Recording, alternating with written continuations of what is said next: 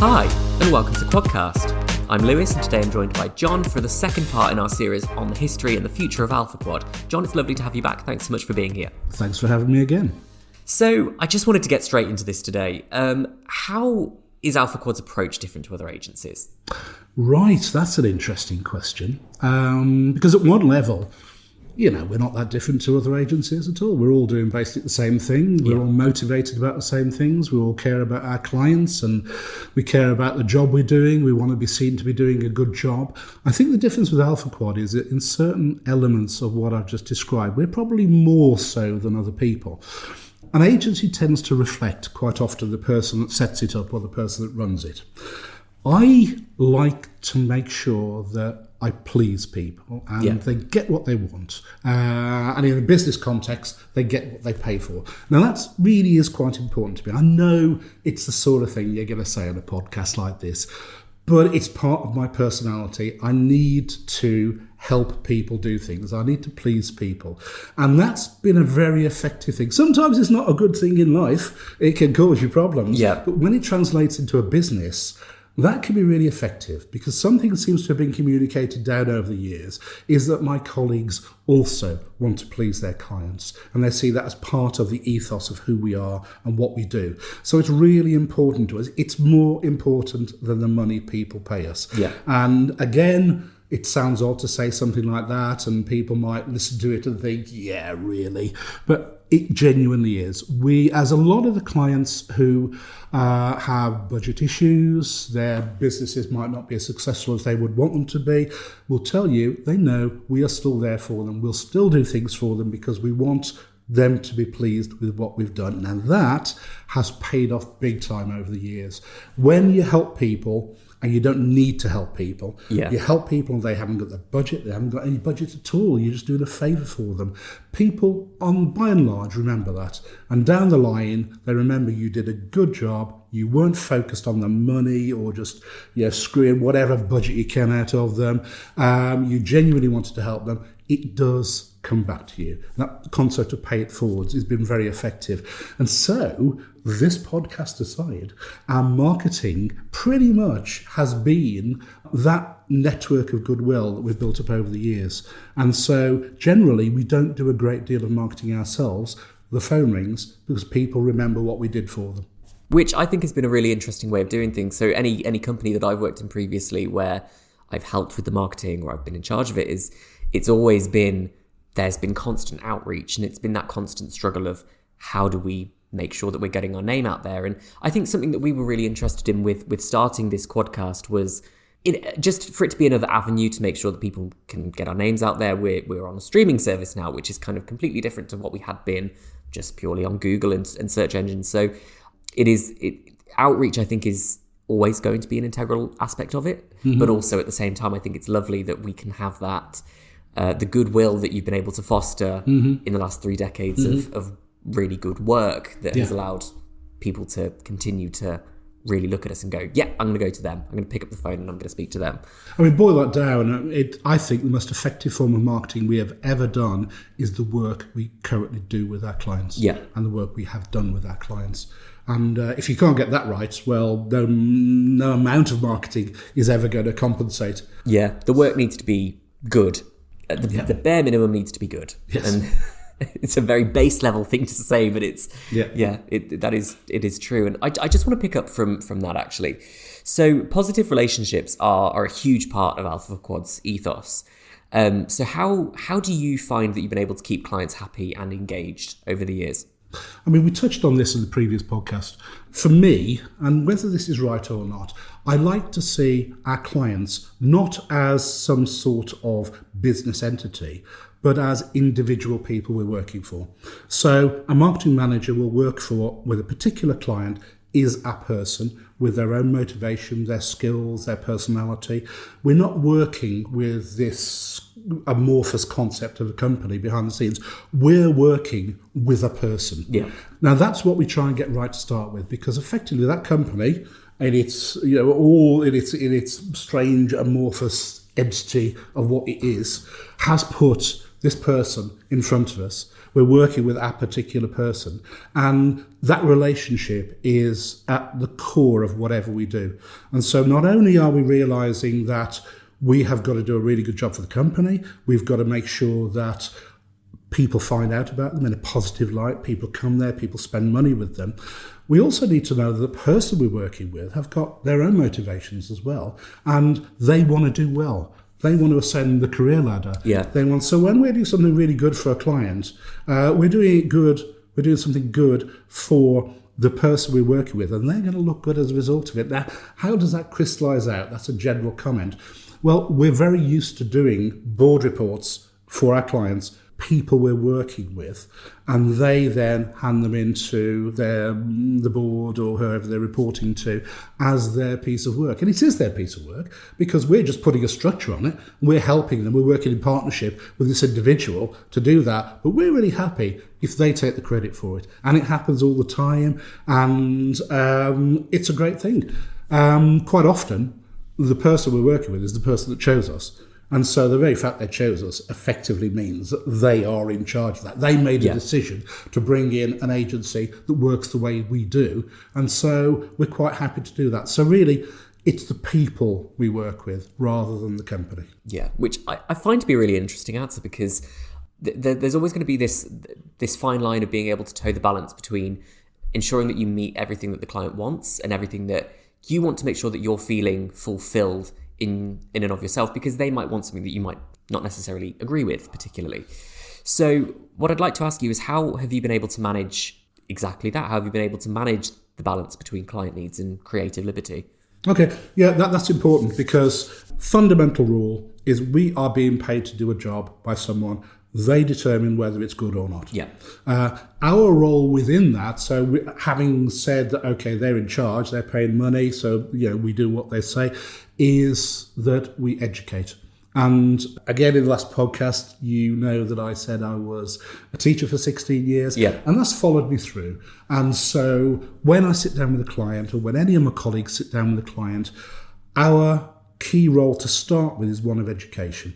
So we know typically a lot more than our clients do about digital marketing. Unless we can bring them up to a certain level of understanding, a lot of what we do will not make any sense.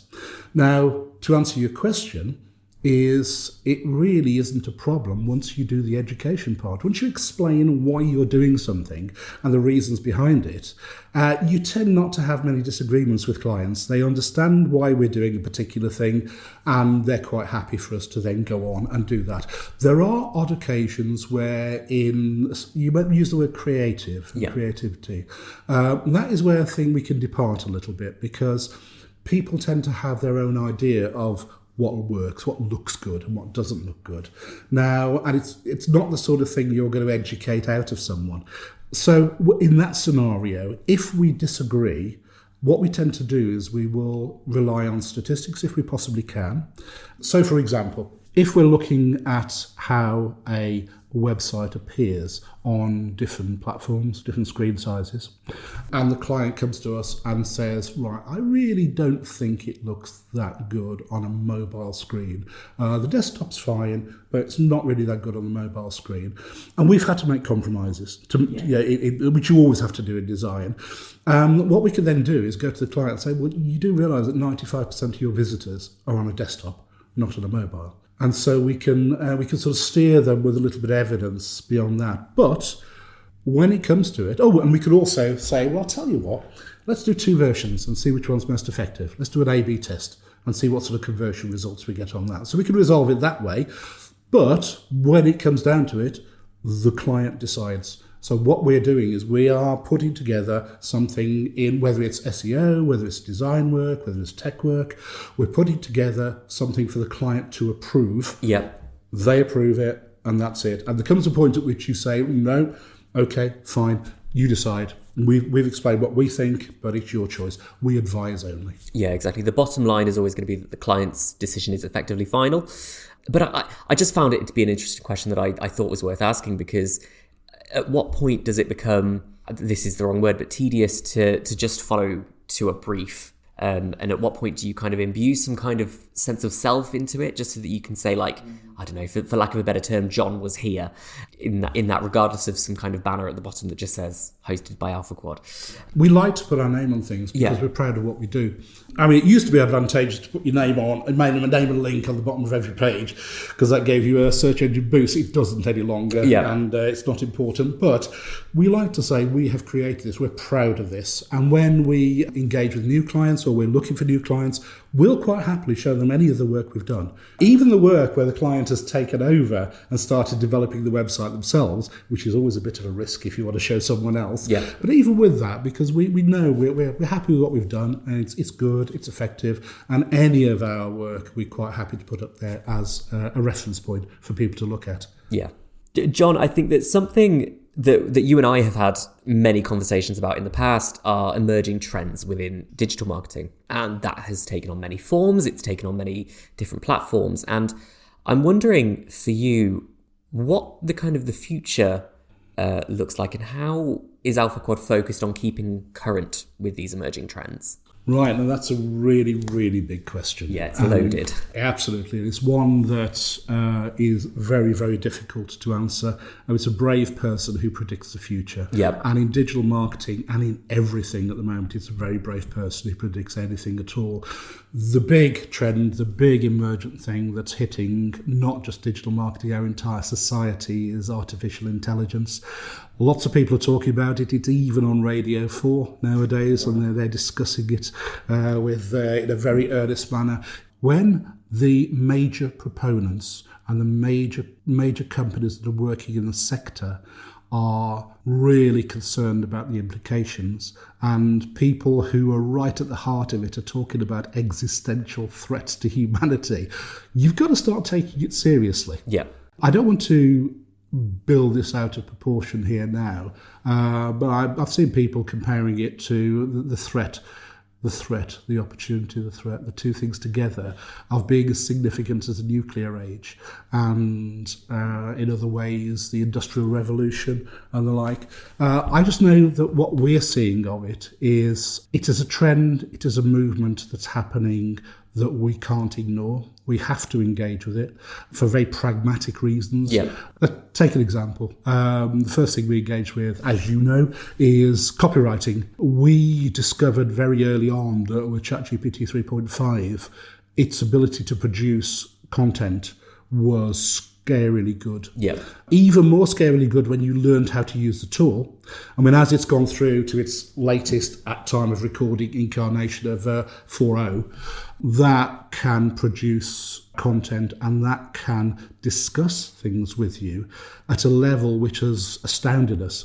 We deployed a chatbot as an experiment a while back, and we trained it up on our own content, stuff that we'd written in the past, things from behind the scenes, and encourage it to go and look at other information out there on the web.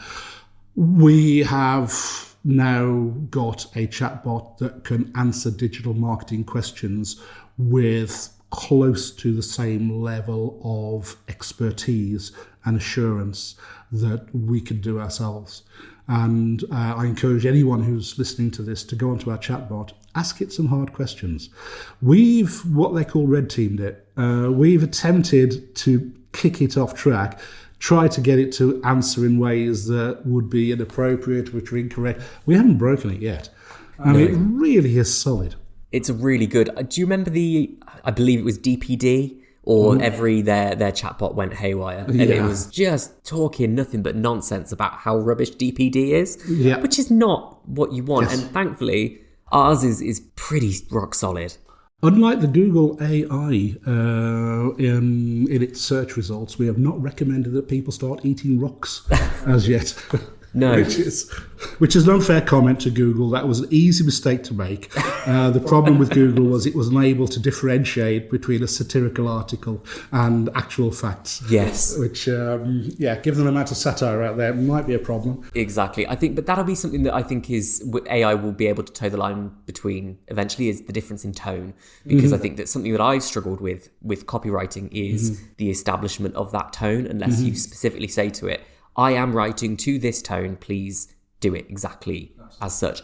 And even then, sometimes it misses out the kind of the nuances of kind of human speech and human emotion in that regard.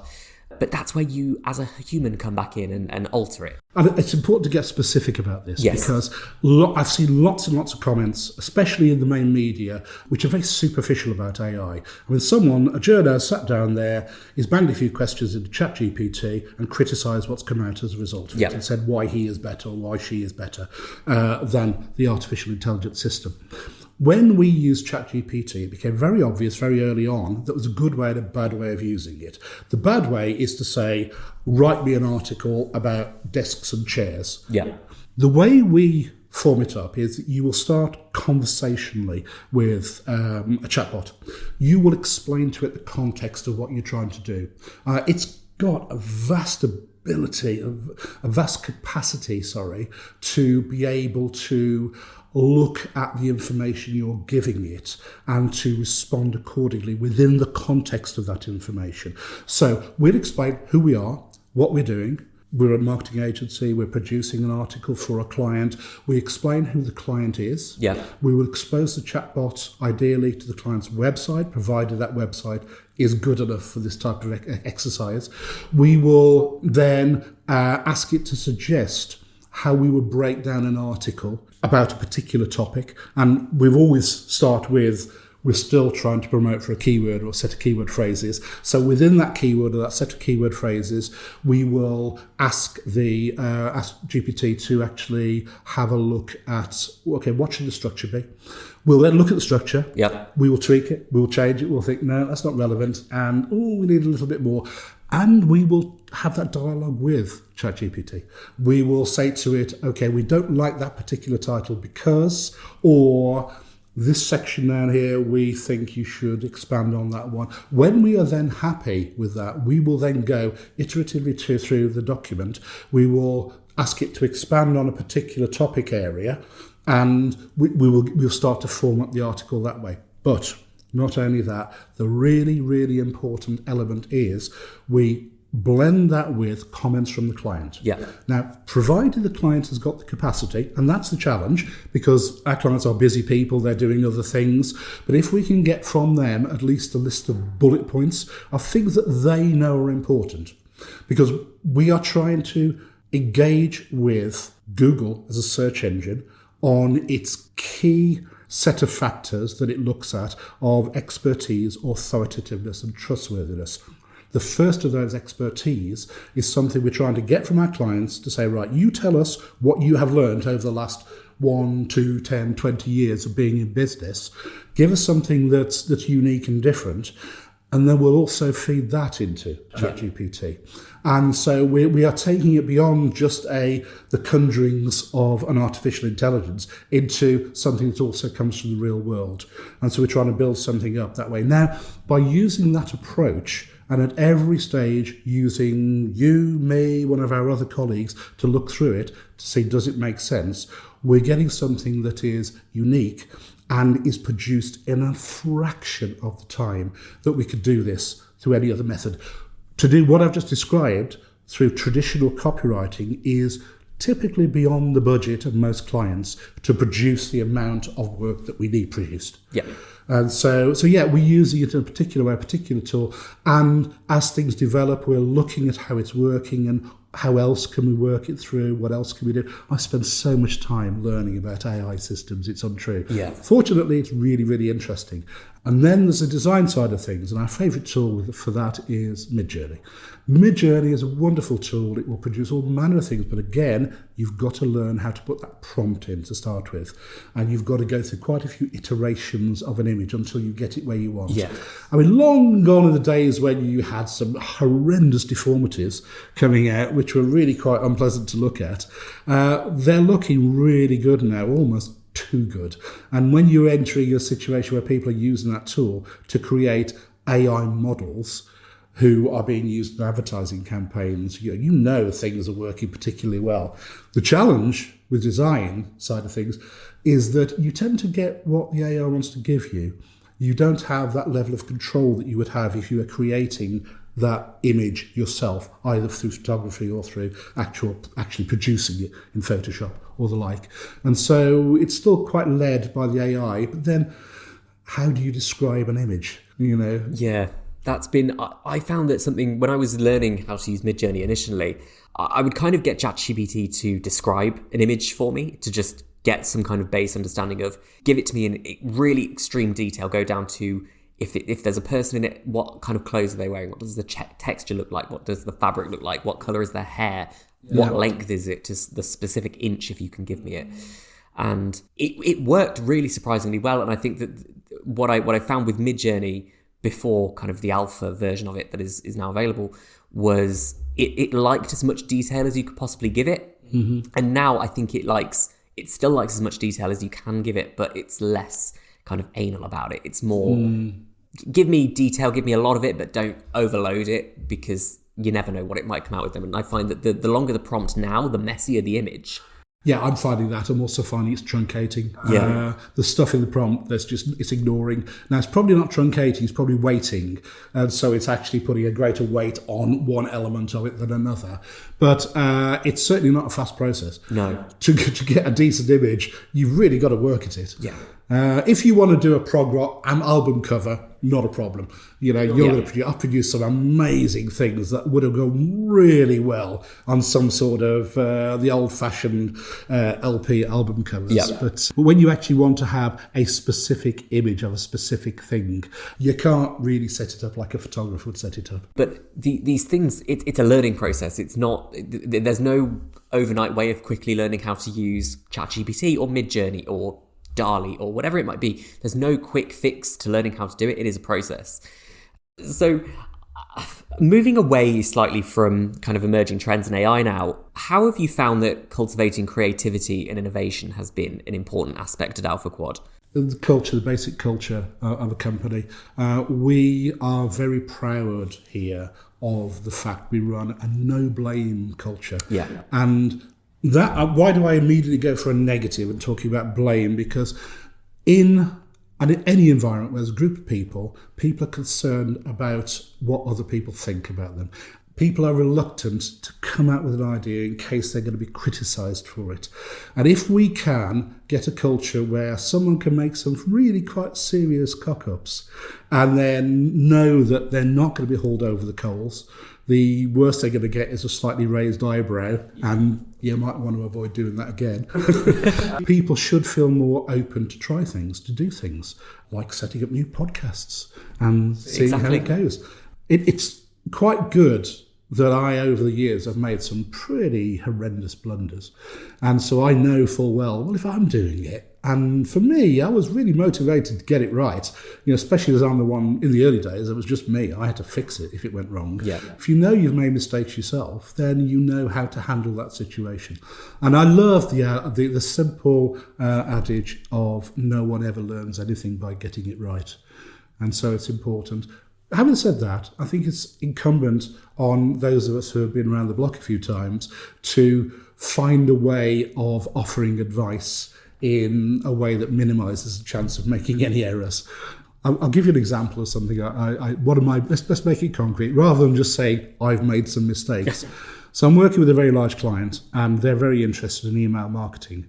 And so I didn't know a great deal about email marketing at the time. And I did some research, and I found a particular product, which shall be nameless, but it was a piece of software that we could buy, which would do everything that we required for this particular client. So off I went, and I talked to the sales guys. They were very positive. They thought it was going to be perfect for us. Well, yeah, of course they would. We went ahead and we told the client how much it was going to cost. It was £15,000 for this piece of software, so it wasn't insignificant. But they had a large budget, so we bought the software. And we were going to launch this Christmas campaign, and we'd got approval of the actual email, the message, the tone was perfect. We got our mailing list sorted, and all that's kosher. That was a proper opt-in mailing list going off to hundreds of thousands of their customers. So everything sorted, ready to go. I'm feeling very proud of myself. Pressed the button, and off they went. 1, 2, 3, grindingly slowly they started to go, and I'm thinking, okay, well, this didn't happen in the tests, but we'll let it go. And we kept going, and we got up to about, I don't know, 5,000 in a day and a half, 2 days. Oh, no. And so we're in a situation thinking, oh my goodness, what am I going to do now? And I rang up the software company and we chatted about it, and we realised that the spec they'd given us for the server that we needed wasn't accurate. And for the size of list, they didn't anticipate quite so many people that I was sending it to. And so the size of list was just too big for what we were doing. So we had then a server which was grinding through this stuff. We were never going to get the whole lot sent before we needed the whole lot sent. So what do? How do you fix that? And, with hindsight, I should have done some proper tests on it and some better tests. But, how do you know? So in the end, we found a different online system where they had their server sorted out properly. Yeah. So stopped that send and then did a complete resend on an online system, which went perfectly, no problem whatsoever. We had, at that time, about 7,500 people who got 2 copies of the email message, but we took the damage on that one. And off it went. And then we had this wonderful situation of a £15,000 piece of software, which was completely useless to us, with an online version, which was so much better, which we used from then on. And so then, for the next 5 years, AlphaQuad had to fund every email marketing send that went out from this client because, that was our fault. Oh, no. So that was a mistake. That cost us a little bit of money. Yeah. But it's as you say, you don't learn anything from succeeding on the first try. That's right. You have to innovate and you have to make sure that you can keep going in order to ensure that you get it right the next time and each subsequent time. So that, I suppose, does bring me quite very nicely segue into the next question here. How do you approach risks? Well, you have to take risks. Yeah. I mean, the fact that I moved from my career as a teacher to set up a business was a monstrous risk. And we sold everything we owned to be able to start up a company. Yeah. And so we started at the age of 40 with no money. That was a big risk. It's more difficult when you take risks on behalf of other people. When we take risks as AlphaQuad, or I take risks, then it's down to you. It's if it goes wrong, it's your problem. But taking a risk for a client is a much harder thing. We like to be as sure as we possibly can be. Fortunately, over the years, we've tried and tested so many different things, and there's not that much new under the sun apart from AI.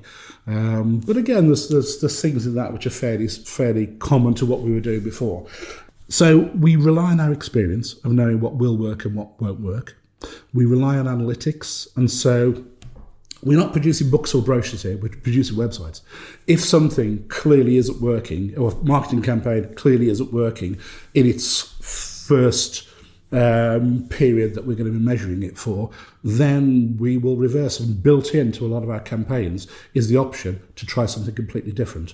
And so we're mitigating risk wherever we possibly can, and we like to be completely honest with clients about whether something's going to work or not. Quite often, sitting across the other side of this table that we're sitting at now, a client will say to me, look, can you tell me this is going to work? Because I'm putting quite a lot of money into it. And I would never say to someone, it's guaranteed. Yeah. It simply isn't. We will say, when we have tried it before, it worked really well. We will make sure that after the first week of running with this, we're going to look and see how it's performing. And if it's not performing, we're going to change direction and we're going to be ready for that. But beyond that, there's not a great deal we can do.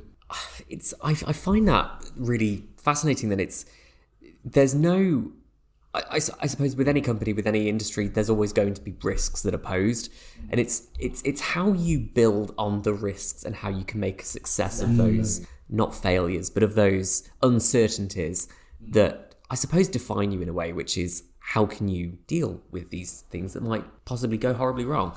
I'd like to turn this around, talking about defining us, because more often there's 2 scenarios on this. The first one is where we're engaging in something which the partnership between us and the client feels is risky. Yeah. Or one where the client has an idea where the partnership between us and the client feels is risky. It's much more common for the client to come up with risky ideas and for us to say, right, What's going to happen here is, if you do that, we have found that, and we use our experience to mitigate the risks the client is prepared to take, was considering taking. And I think we've stopped some fairly potentially disastrous things that clients were planning to do over the years. And so in terms of what's our attitude to risk, well, we can mitigate the risk of ideas that the client might have based on our experience. So overall, we're fairly conservative, and we're conservative based on experience, is that we know certain things just ain't going to work. Which I suppose at this point, you've been doing it long enough to know that actually this doesn't work, so I'm not even going to attempt to try and suggest it, because why would I bother? Why would you waste your time? And if you've got that expertise, I suppose in a way it's how can you be the living embodiment of EEAT, which is just how can I imbue all of this and how can I make sure that people are aware of my expertise and my authority in this subject, and that they can put their trust in me to be able to do a good job with their money and put their trust in my hands. I need to inject something, because if anyone who knows digital marketing is wondering why you're saying EEAT and Yes. I'm saying EAT, is because I always felt that experience and expertise were two things that were effectively synonymous in the application. Yeah. So if anyone knows what they're talking about and thinking, John doesn't know what he's talking about, he's missed an E out, it's very deliberate. It's very deliberate. He knows what he's talking about so much that he actually questions Google's stance on it. We used to have an expression way back when Google had a spokesman called Matt Cutts. I felt that Google were doing their very best to manipulate the SEO professionals out there by saying one particular thing, because, and more power to them, they were trying to influence the SEO service offering around the world into something which was fit for purpose, would help them, but also honest and ethical. And I think quite often Google would come out with things that eventually would come true, but not for many, many years. But they were trying to nudge people in the right direction. And we were always nudged. We like to be nudged. But sometimes Matt Cutts lies. I think that was probably libelous. So Matt Cutts influences the way that people think. Yes. Negatively influences. No, positively pushes in the right direction. But as you say, I think it's important to think about what people are saying. And when someone is telling you, okay, you need to do it this way, well, why are they telling you that? What's in it for them? Is it appropriate? And by using that, it's a good way to try and get your head around all of the complexities and simplicities of digital marketing and search engine optimization. Yeah, exactly. I think everybody online, there are so many, YouTube channels, podcasts, all sorts of resources online where people are just out to try and get the most viewership that they can, the most readership that they can, the most listenership, regardless of whether they're saying kind of quite inflammatory things about digital marketing or whether it's kind of strict untruths because it's just for the purpose of clickbait. That does exist, and I think that it can be quite hard to toe the line between, okay, well, this is a genuinely valuable source of information that you can give me and I can mine something from that to make my work significantly better, or you're talking absolute nonsense and I'm going to never look at this again because it's just completely not worth my time. And both exist in a vacuum, and I think that some are more valuable than others and some are completely rubbish. So it's about seeing and trusting what you want to trust, but also making sure that it follows that similar sort of expertise that you personally feel that you have. It's also about measuring, because again, we've talked a while about complexities and simplicities in digital marketing and SEO, and one of the complexities coming out of simplicity is that some of the things we do are really, really simple, and you do use a simple SEO technique for a client and it works gangbusters. It's fantastic. It really works. You do the same thing with a client from a different sector and it fails completely. And that's where, even though there are simple techniques, the complexity comes in. They don't always work for everybody. There's so many different factors, there's so many different variables that it becomes a little bit complex. Talking specifically about just approaches to risks, I find that kind of with copywriting, for me personally, there can be a lot of trial and error. And I think that the more that you can sort of trial something, regardless of whether you do A/B testing or whether you just kind of send copy over and see what the client likes best, there's always something valuable that you can mine from that, and there's always something interesting that can come from it, because it could be that you send something to a client and they're like, okay, well, I like this, but I like this from the second option that you gave me. And what are you able to then discern from that, and how are you able to improve your own work from it, is something that I've been really personally interested in, because I think that that's something that, as humans, we naturally just want to better ourselves. So I guess I'd quite like to ask you then, how have you been able to listen to feedback to be able to go, okay, right, no, I can acknowledge that you might not like that, even though I did, but I will adapt to make sure that you are happy? It's really important that we always understand that it's the client's work. Yeah. We're working on their behalf for something. So in the case of copywriting, if an article goes across, we know it's going to be, in terms of English, in terms of the prose being used, it's going to be spot on. But sometimes we're going to miss an element that an expert would understand. It's a situation where whenever you work with a new colleague starts in a company and they want to impress and they've done some research, they sit down, they talk about it, sometimes at interviews, sometimes when they've actually come in to join the company, and they start talking about something that to them, they've got it rock solid, they know exactly what they're talking about. But when you've been doing it for quite some time, you think, well, yeah, that's right, but when you do it, the following's going to go wrong. I mean, coming back to the client side of things, is that we always have to be humble enough to know that although we're stringing together some decent words, some decent concepts in there, the client probably knows something that we don't. At least I hope they do. So with all of their experience, and then when they then feed back, it's usually, of course, the blinkers come off and we think, yeah, that makes sense now. Now I realise. And so adapting things and changing things, absolutely. That's it's essential. We are not the people who signs off the work. The client signs off the work. And that's really important. It's their work. We've done it on their behalf. We've made it easier for them to produce something, and we've done it for them, and they own it. So if the client isn't part of the team, then things are probably going to go a little bit wrong. Or at the very least, they're going to be somewhat bland. So we like to work hand in glove with clients, and their feedback is not important, it's absolutely essential. I found it so incredibly valuable to have that input from clients, and there to always be this kind of quite communicative process where nobody goes quiet on the other. It's just, okay, right, you like this? Okay, cool. If you don't like it, then send it back and I can rework it, and that's absolutely fine.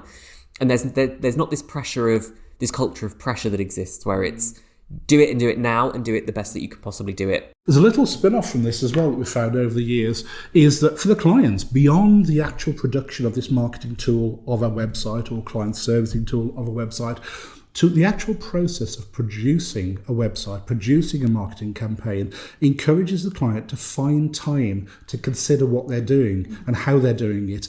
And just the production of a website and what needs to go there, what's going to go on the about page, what are we about? Even the contact page, where are we? Surprisingly, the contact details that clients put out there are not always consistent. And in fact, I'd say that the norm is that they're not consistent. And so slight changes in the address or the way they describe where they are. Yeah. And one of the things you need to do it's not quite as important as it used to be, in local SEO, was something called NAP, name, address, postcode. And you had to get that spot on perfect each time on everywhere that address is put. And whenever you get to a client, you'd be surprised how many versions you can have of someone's address. So it gives the client the opportunity to examine who they are and what they're doing and what's important and how they're talking to clients. And it's a really, really useful exercise. I think every company should do this every 5 years. Yeah. And for us, the benefit is it's a new website every 5 years. That's not a bad thing. No, not at all. It keeps us fresh, it keeps us current, it keeps us interesting.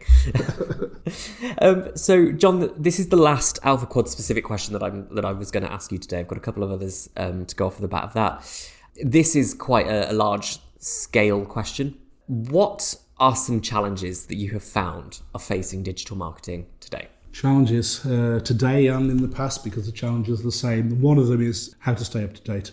And so we're talking a little bit about AI today. This is an emerging field. It is happening so quickly. It's almost impossible to organise a training program.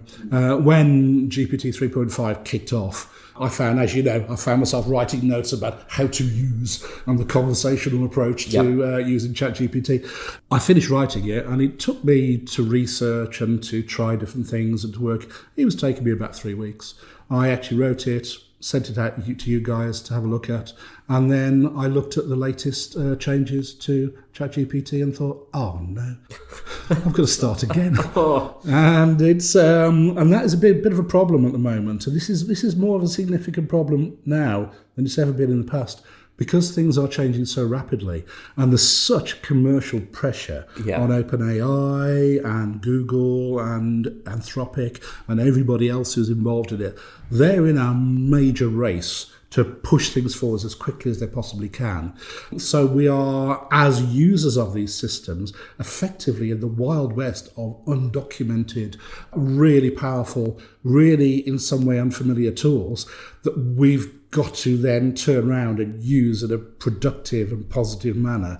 And that's a real challenge. And so it's always been like that. There's always something new coming on. And that's been the big change over the years. It was harder to do things. And then as new tools come through, it becomes easier to do things. Yeah. But we're now in this weird place where we're not entirely sure where things are going. And so when I say we, I mean everybody in the industry, and I think probably everybody who engages this worldwide. What comes next and how are we going to stay up? So that's the challenge. That's the really big challenge, trying to predict an uncertain and probably unstable future. And we're not just doing it for us, we're doing it on behalf of our clients. So so the implications of AI for digital marketing, fine, we're on top of that. What are the implications of AI for our clients who are producing amino acids or doing peptide synthesis or who are managing care homes or who are in the financial sector or are manufacturing or turning big rocks into small rocks? What are the implications of AI systems? Now, a lot of that isn't really our problem. That's for them to sort out.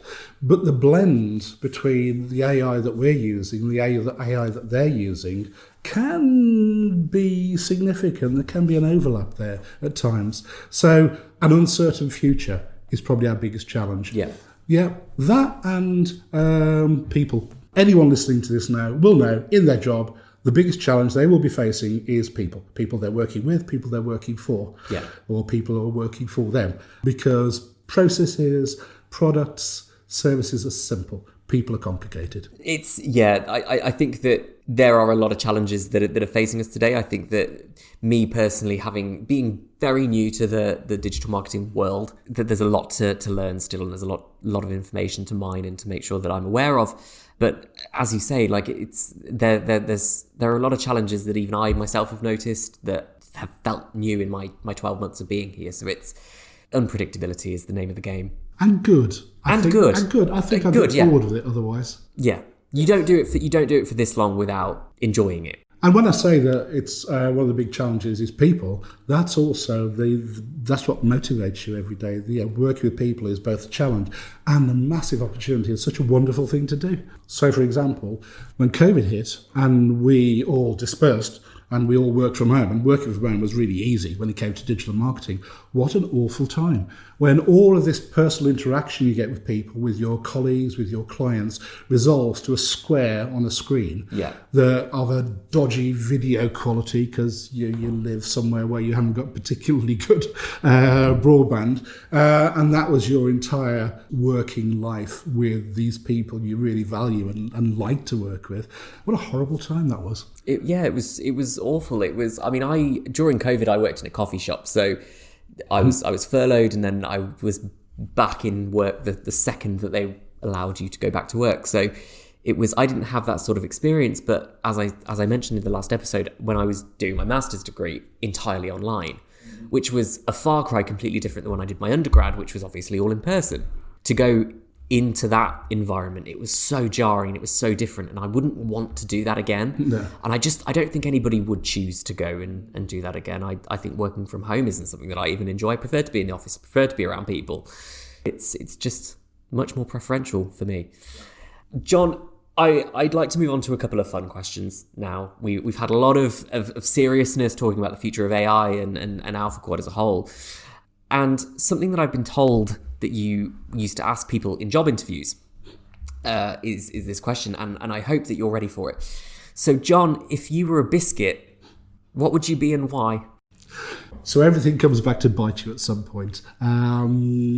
I remember asking that particular question, and I'm quite embarrassed that I did ask that question. In my defence, the concept was, if you ask someone a question they're not anticipating, you'll get through to the real person. Yeah. But yeah, it probably was a bit daft. And now I'm being asked it again, and I deserve it. So, what biscuit would I be? I've just come back from the Lake District on a holiday with my daughter, and there's a little place in Grasmere that sells Grasmere gingerbread. And Nice. if I would be a piece of Grasmere gingerbread. Why would I be that? Well, the marketing is spectacular. It's wonderful. It's a tiny little shop. They're dressed up in uniform. You have to squeeze in. It really is small. But the biscuits are wrapped in this wonderful, it looks like a type of greaseproof paper with the same lettering, the same colour that I remember when I first went to the Lake District in 1980. Early, so 1981, 1982. Nothing has changed at all. The uniforms are the same, the wrapping's the same, and the biscuits taste the same. So what are they? They're solid, dependable, little bit of ginger in there, little bit of interest. Little bit of ginger in there.